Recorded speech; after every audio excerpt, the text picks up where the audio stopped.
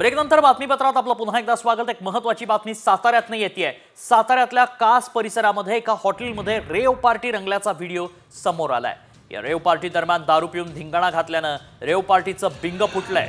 या राड्यात 2 ते 3 जण जखमी झालेत। या प्रकरणी अद्याप गुन्हा दाखल करण्यात आला नसला तरी सातारा पोलिसांनी चौकशी सुरू केली आहे।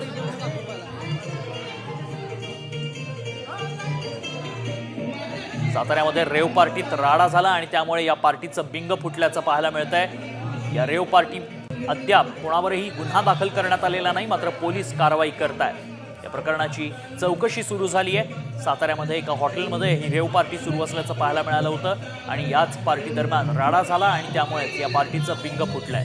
साताऱ्यातील कास पठार परिसरामध्ये हा प्रकार घडला।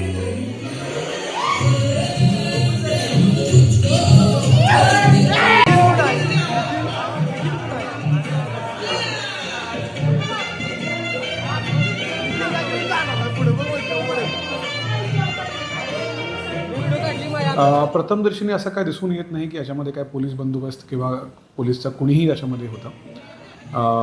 परंतु जे फोटोज या ठिकाणी देण्यात आलेले आहेत त्याच्यामध्ये काही असे महिला दिसत आहे। त्या बाबतीत देखील उपविभागीय पोलीस अधिकारी वाई हे चौकशी करत आहे।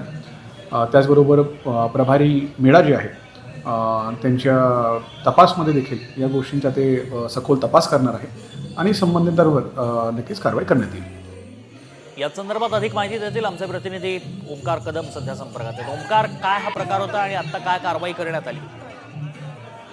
साताऱ्यातील कास परिसर जो पठार आहे या पठारावर असलेल्या एका हॉटेलवर ही कारवाई हॉटेलमध्ये हा प्रकार घडल्याची प्रथमदर्शनी माहिती मिळत होती आणि त्याच्यामध्ये रेव पार्टी झाल्याचं कळतंय। त्याचबरोबर काही बारबाला आणून नाचवल्या गेल्याचं कळत होतं आणि त्याच पद्धतीनं दारू पिऊन तिथं धिंगाणा झाला। काही व्यक्तींवर हल्ला झाला, त्यामध्ये 3 जण गंभीर जखमी झालेत, ज्यांच्या डोक्याला वार आहे, त्याच पद्धतीने पाठीवर लागलेला आहे।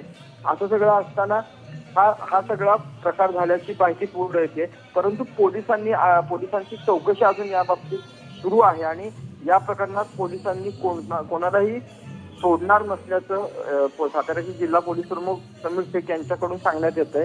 अजून तरी या गोष्टीत कोणताही गुन्हा दाखल झालेला नाहीये।